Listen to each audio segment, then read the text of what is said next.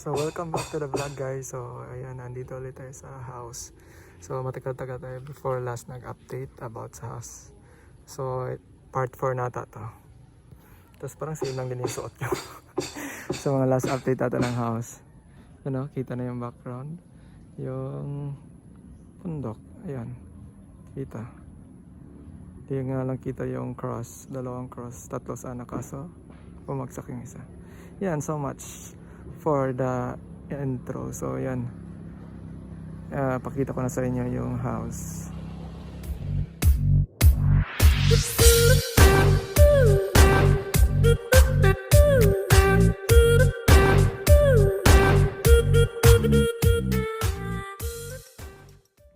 Ayan guys, so tapos na yung rooftop ng house. Wala pa nga lang railings dito sa taas yan. So iniwan na lang to kasi para sa mga railings. So kakabitan ng railings. Pero sa part na yan, parang hollow blocks pa ito.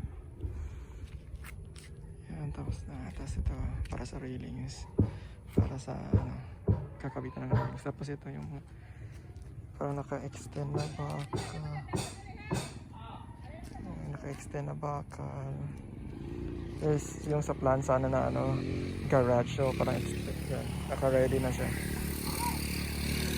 Para if ever mag-extend, hindi na siya mahirap, hindi na mahirap. So parang hindi na kailangan tibagin dito para pag-connect ka ng ng bakal. Kaya naka-ready na siya. So yan, kita niyo naman. Tapos na talaga yung rooftop. Ano ba yung rooftop? Rooftop. So tapos na siya. Yan. Pwede nang dito tumambay talaga. Complete na. So nilagyan din siya ng parang ganyan. So parang drain ng water. So para hindi yung accumulate yung water dito sa taas pag umulan or yung malakas yung ulan. So magja-drain siya lang. Diretso doon sa likod. Yan, so parang yan. May drain. Yan. So tapos na yung rooftop. So railings na lang yung kulang at saka yung railings, cover yan ng railings. Pero dyan baka may hollow blocks. Then, yung hagdan. So baka dito lang ilagay yung hagdan. Yan. Dyan. So baka dito ikot. So may exit. Yan. Diba? Parang abot kamay mo na lang yung mga buko. Coconut. So sungkitin mo na lang dyan. Yan. Lapit. Tapos ganda ng sunset dito sa area na to. Kasilaw nga lang. Kita yung bundok dito. Yan o.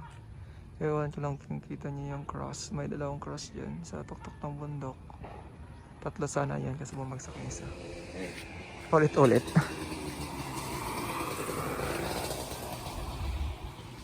Yan, tapos na yung rooftop. Yan o. Mas ano ba siya? Taas pa siya kaysa sa buko. Yung ibang buko. Yan. Rooftop. Ayan, tapos baka magtanong kayo kung paano ako nakaakyat dito. Since sabi ko kung gagawin pala yung hagdan dun sa side na yan. Ito may temporary na hagdan dito. So yan. Kahoy. Baba muna tayo. Pamahulog. Yan, so temporary lang ito. Hirap.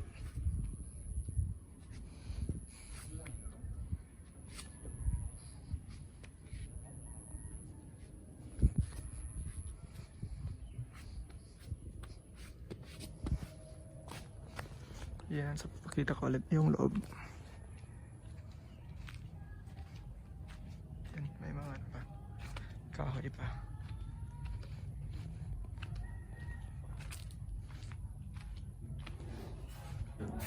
Ulit. Hardlock ba noon?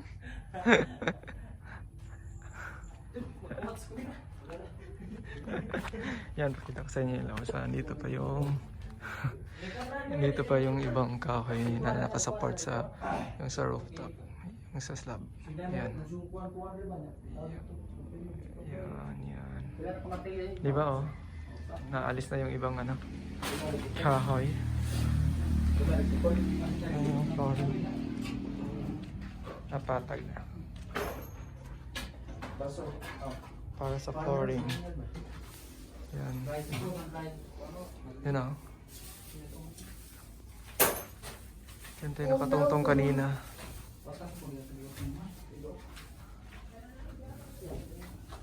Ayan.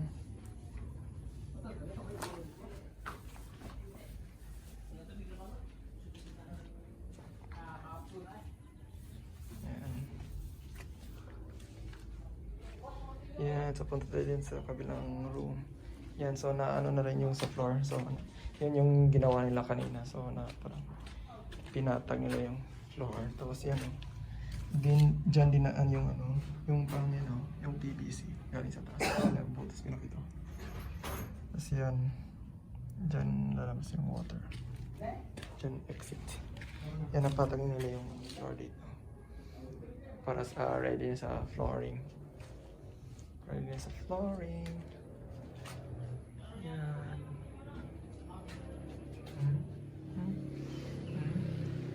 Yan. Yung roof.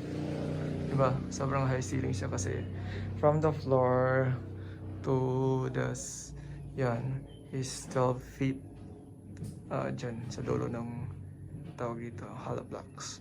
And then may nakapatong pa na beam, so more or less mga 12 to 14 feet yung height niya from the floor.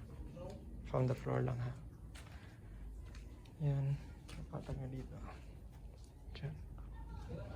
Dito hindi pa masyado pero dinagdagan nila. Yan. Nandito pa yung mga kahoy na nagsasupport doon sa nasa slab or yung sa floor doon sa taas.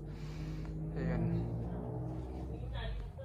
Medyo malapit-lapit na ng konti kasi parang may roof na rin siya. Ano na lang, flooring, tapos finishing, tapos yung mga bintana na lang. Yan, napatag na diba? Yan.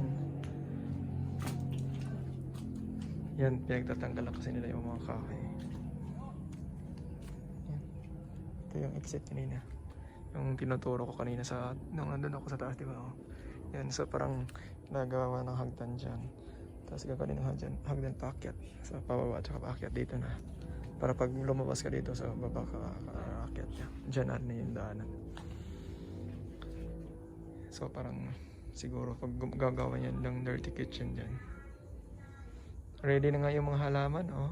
May mga ano na.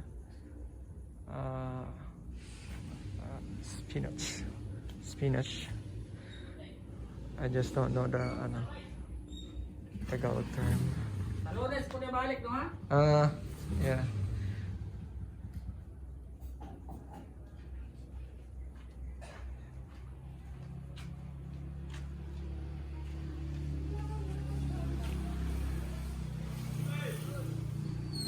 So dyan hindi pa kasi may na mga kahoy pa nga, so tapos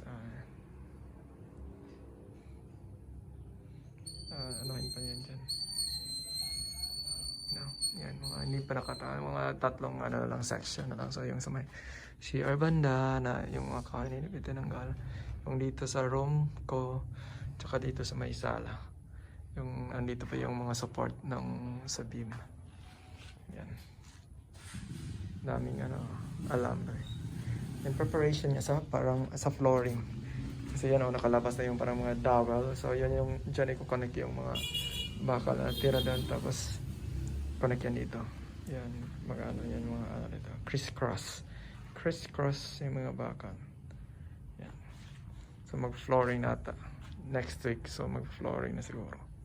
Pag natanggal na siguro to, unahin nila tanggal ito, tapos flooring. Yan lang yung update.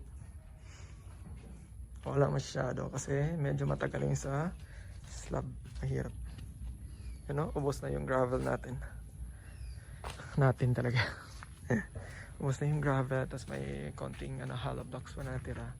Pero gagamitin din yan pang dugtong doon sa taas at saka dito pang terrace. Yan.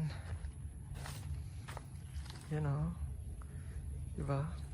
May ano na tayo. May ano na. Rooftop na.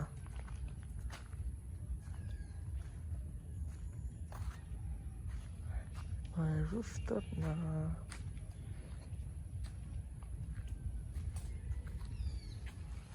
Yan siya. Diba, parang dumilim na kasi parang may roof na talaga siya. Semento na roof. I opted for a rooftop instead of yung roof na conventional na roof or kasi yung area na to parang pag if ever may bagyo so baka ano kahit na may mga buko sa malapit to protect from the wind pero medyo mataas siya so baka liparin lang din yung bubong. Mas okay na rin yung rooftop, matibay na. Tapos if ever din magdagdag ka ng parang room sa taas, so wala na, ready na siya, hindi yung naka-roof. Ayan lang. So don't forget to like, share, and subscribe guys. Thank you for watching.